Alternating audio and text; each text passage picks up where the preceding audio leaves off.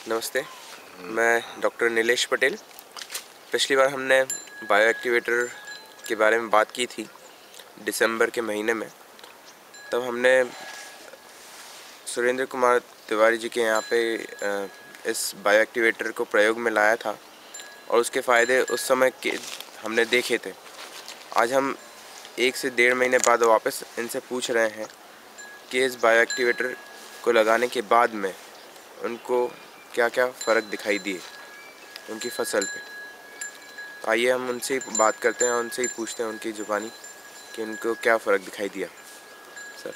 हाँ जी, मैं सुरेंद्र कुमार तिवारी। मेरे फार्म पे ये बायो एक्टिवेटर लगा हुआ है। ये एक छोटा सा एपरेटस है और कमाल का एपरेटस है। इस एपरेटस ने हमारी फसल की तासीर ही बदल दी। जैसे मैं आपको उदाहरण के लिए फसलवार बताता हूँ। सबसे पहला आलू का लें तो जिस जगह पे बायो एक्टिवेटर का हमने इस्तेमाल नहीं किया था, बायो एक्टिवेटर के पानी का, वहाँ ब्लाइट बहुत ज़्यादा लगा। वो आलू का हार्वेस्टिंग पीरियड जल्दी आ गया, प्रोडक्शन भी उसमें कम है। जिसमें बायो एक्टिवेटर लगा हुआ था उसके अंदर 8 से 10 आलू है और इसके अंदर 5 से ज़्यादा आलू नहीं है। साइज़ भी आलू की छोटी है। इसी तरह से लहसुन के अंदर भी जो लीफ का साइज़ और नंबर ऑफ़ लीफ है वो हमारे यहाँ पे काफ़ी ज़्यादा बढ़ी और उसकी वजह से हमारे लहसुन की जो ग्रोथ है वो देखते हुए हमको पूरा विश्वास है कि इसका प्रोडक्शन दूसरी लहसुन की तुलना में बहुत अच्छा होगा। बहुत अच्छा से मतलब 30-40% से लेके 50% की उम्मीद हमको। इसी के साथ साथ इसके अंदर हमने इंटरक्रॉप में मक्का लगाई हुई है, तुम्हारा है तो क्या हमसे पालक है, सलजम है, छोटी खेती है तो इसके लिए घर खाने वाली सब्जियां हैं, मूली है। उनमें सब में भी एक बहुत ही अच्छा स्वाद है। मतलब एक मरीज को जिसको कि हम लोग ये बोल रहे थे कि इसको पथरी का दिक्कत है, परेशानी है, वो अभी हमारे यहाँ के मूली के पत्ते ले जाके उबाल के और पी रहा है। वो मेरे को बोलता है कि साहब मेरे को पथरी का साइज छोटा हो गया।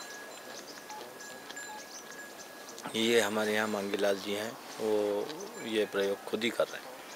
इसी तरह से जो प्याज के बीज हैं वो हमारे को हार्टिकल्चर डिपार्टमेंट ने सबको दिए थे 50-50 किलो। हमने जब उस प्याज को मेरे इसमें लगाया और बायो एक्टिवेटर से जो पानी दिया तो मेरे इसमें प्याज के अंदर जो बीज आता है वो बहुत जल्दी आ गया। दूसरे लोगों के यहाँ अभी वेजिटेटिव ग्रोथ भी प्रॉपर नहीं। इसी तरह से जो प्याज का रोप है उसके अंदर हमको ये दिखता है कि सामान्यतः रोप जैसे जैसे बड़ा होता जाता है वैसे वैसे रोप जो है वो नीचे गिरने लगता है, और हमारा रोप बिल्कुल खड़ा रहता है दिन भर, जबकि दूसरी जगह पे रोपा नीचे गिर जाता है। मटर में भी ये देख रहे हैं हम कि फ्रूटिंग भी जल्दी आया है, फ्लावरिंग भी जल्दी आई है और ग्रोथ भी ज़्यादा अच्छी है। तो इस तरह से हमको इस मशीन से एज ए मतलब मैं साइंटिस्ट जो आपको बताना चाहता हूँ वो ये बताना चाहता हूँ कि इससे प्लांट के हर सिस्टम में इम्प्रूवमेंट आता है। फिजियोल मतलब उसकी है तो क्या नाम से वेजिटेटिव ग्रोथ में, रिप्रोडक्टिव सिस्टम में, उसके है तो प्रोडक्शन में, उसकी इल्ड में, इन सारी चीज़ों में जो है चेंज आता है। और वो चेंज हमको ऐसा लगता है कि ये 30 से 40% से ज़्यादा है। दूसरा, जब अगर बीमारी नहीं है, जो किसान दो तरह का होता है। एक ये कि इतने समय पे हमको दवा डालना तो वो दवा डालता है, वो आदमी कीड़ा नहीं देखता। और एक समझदार आदमी होता है वो पहले कीड़ा देखता है। हमको न तो लहसुन में कीड़ा दिख रहा है, ना हमको है तो प्याज में कीड़ा दिख रहा है, ना मटर में कीड़ा दिख रहा है, ना हमको है तो क्या हमसे आलू में ब्लाइट दिख रहा है। ये इसकी विशेषता रही कि भाई ये ग्रोथ तो बढ़ा ही रहा है, उसके साथ साथ में पेस्ट रेजिस्टेंस पावर बहुत बढ़ा रहा है।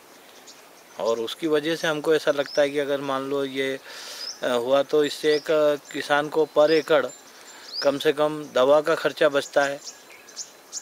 आज आलू के अंदर हमारे यहाँ पे सामान्य बात है 3000 रुपये एकड़ का खर्चा दवा का, हमको उसके अंदर 3000 रुपये की सेविंग हो गई।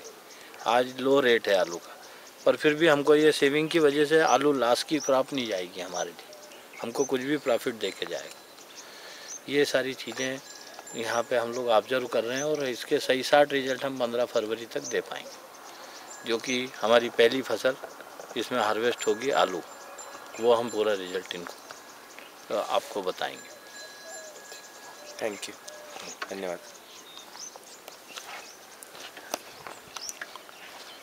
क्या किया?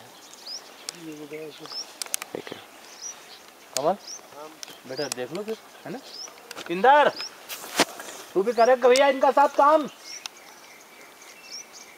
ओ लाडला, करा तो वैसो कहे, नहीं करा तो वैसो कहे यार।